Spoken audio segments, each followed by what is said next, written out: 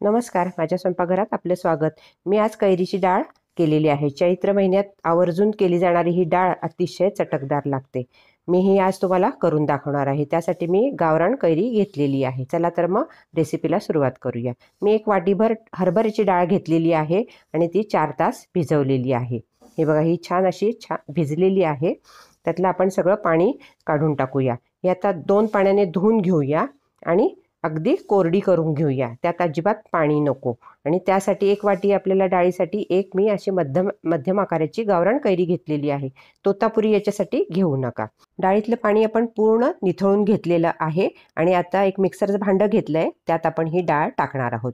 ही सुद्धा आपण वरची घ्यायची आहे। खाली थोडंसं पाणी उरलेलं असेल ते टाकून द्यायचं आहे। अजिबात आपल्याला पाण्याचा वापर यात करायचा नाहीये। डाळ घेतलेली आहे, त्यातच आपल्याला टाकायचं आहे। अर्धी वाटी मी ओलं खोबरं घेतलंय, खवून घेतलेलं आहे। अर्धी वाटी खोबऱ्यातलं निम्मेच आपल्याला खोबरं वाटण्यासाठी घ्यायचं आहे। निम्मे आपल्याला वरून टाकायचं आहे। त्यातच आपल्याला टाकायचं आहे कैरी। ही कैरी किसून घेतलेली आहे आणि त्यातली सुद्धा निम्मेच कैरी आपल्याला कैरीचा किस त्यात वाटण्यासाठी टाकायचा आहे। निम्मे आपल्याला वरून टाकायचं आहे। त्यातच टाकायचं आहे आपल्याला हिरव्या मिरच्या। 4-5 हिरव्या मिरच्या घेतलेल्या आहे। तुम्ही चवीनुसार कमी जास्त करू शकतात, पण ही थोडीशी तिखट छान लागते। अर्धा इंच आल्याचा तुकडा घेतलेला आहे। त्यातच आपल्याला चवीनुसार मीठ टाकायचं आहे आणि आपल्याला 2 चमचे त्यात साखर टाकायची आहे। साखरेने मस्त आंबट गोड चव येते।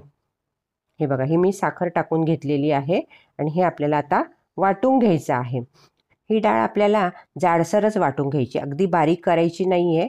चालू बंद बटन करत आपल्याला ही डाळ फिरवून घ्यायची आहे। हे बघा, ही अशी जाडसरच ठेवायची आहे, अतिशय बारीक करायची नाही। त्यात थोडीशी डाळ सुद्धा दिसली पाहिजे, अशी उबडधोबड आपल्याला वाटून घ्यायची आहे। हे बघा, ही थोडीशी डाळ सुद्धा त्यात राहिलेली आहे। आता आपल्याला एका बाउलमध्ये काढून घ्यायचं आहे आणि फोडणीची तयारी करायची आहे। चांगली चटपटीत आपल्याला फोडणी द्यायची आहे। आता त्यातच टाकायचं आहे आपल्याला उरलेली कैरी। ही बघा, ही अशी कैरी त्यात मिक्स करायची आहे। न वाटलेली कैरी थोडीशी आपण वाटायला घेतली आणि थोडीशी अशीच घेतलेली आहे, किसलेली घेतलेली। ओलं खोबरं सुद्धा आपण थोडंसं ठेवलेलं होतं, ते सुद्धा त्यात मिक्स करायचं आहे आणि छान आपल्याला कालवून घ्यायचं आहे।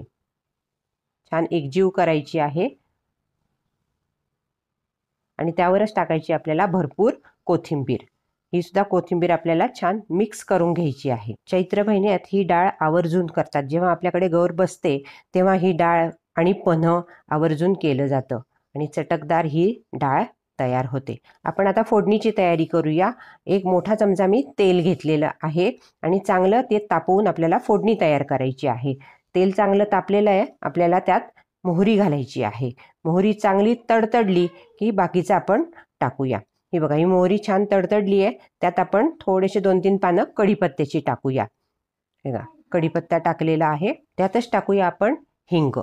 जवळजवळ अर्धा चमचा आपण हिंग टाकायचा आहे। हिंगाने चव खूप छान लागते, म्हणून हिंग भरपूर टाकायचं आहे। त्यातच टाकायचं आहे आपल्याला हळद। अर्धा चमचा हळद टाकलेली आहे आणि मी गॅस बंद केलेला आहे, नाहीतर फोडणी आपली जळण्याची शक्यता असते। 2 मिरच्या पण टाकायची आहे। ह्या मी बॅडगी मिरची घेतलेली आहे, कमी तिखट असते म्हणून ही बॅडगी मिरची घेतलेली आहे। तुम्हाला तिखट मिरची हवी असेल तर तुम्ही ती घालू शकतात। ही छान असं फोडणी आपल्याला कालवून घ्यायची आहे। आपण गॅस बंद केल्यामुळे ही मिरची आपली जळालेली नाही, फोडणी छान तयार झालेली आहे। ही फोडणी आपल्याला आता पूर्ण गार करून घ्यायची आहे। हे बघा, ही डाळ आहे आणि ही फोडणी आहे। ही गरम फोडणी आपल्याला त्यावर टाकायची नाहीये, कारण ही गरम फोडणी टाकली तर डाळ लवकर खराब होते। म्हणून थोडीशी गार करून, म्हणजे पूर्णच गार करून आपल्याला ही फोडणी टाकायची। पूर्ण गार झालेली आपली फोडणी आणि त्यावर मी टाकलेली आहे। आता छान मिक्स करून घेऊया आपण। फोडणी पूर्ण गार झाल्यानंतर त्यावर आपण टाकून घेतलेली आहे आणि थोड्याशा मी मिरच्या बाजूला करून घेतलेल्या आहेत आणि आता डाळ मी छान कालवून घेते, एकजीव करून घेते आहे आणि त्यानंतर मी त्या मिरच्या टाकणार आहे। ह्या मिरच्या आपण टाकून घेऊया।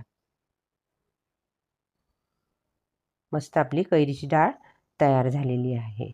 आंबट गोड तिखट खूप सुंदर लागते ही डाळ। आपणही नक्की करून बघा। हे बघा, चविष्ट डाळ आपली तयार झाली। मी बाउलमध्ये सर्व करून दाखवते। हे बघा, तोंडाला पाणी सुटलं की नाही, खूप सुंदर झालेली आहे डाळ। ही आंबे डाळ जास्त वेळ टिकत नाही. त्यामुळे 3 ते 4 तासातच ती आपल्याला संपवावी लागते, कारण त्यात ओलं खोबरं घातलेलं असतं, त्यामुळे ती टिकत नाही. आपणही ही चैत्रात किंवा एरवी सुद्धा ही डाळ नक्की करून बघा. ह्या डाळीसाठी आंबट कैरीचाच वापर करा, तोतापुरी कैरीचा वापर करू नका. ही आंबट गोड तिखट मस्त डाळ लागते. हे आपण नक्की करून बघा, खाऊन बघा आणि आपल्या प्रतिक्रिया मला नक्की कळवा. माझ्या व्हिडिओला लाईक करा, शेअर करा आणि चॅनलला सबस्क्राईब करा. धन्यवाद.